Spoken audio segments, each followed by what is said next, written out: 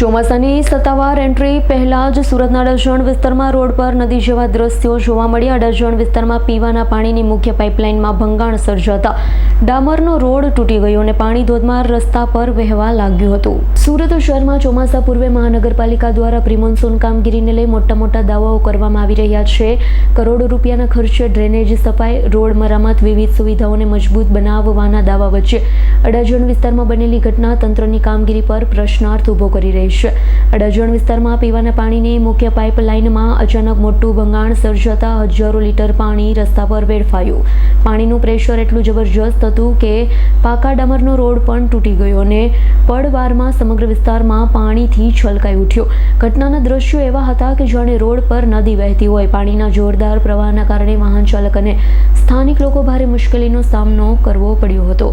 Bureau report S9 news Surat. અમારી તમામ માહિતીથી અપડેટ રહેવા માટે જોડાયેલા રહો S9 ન્યૂઝ સાથે।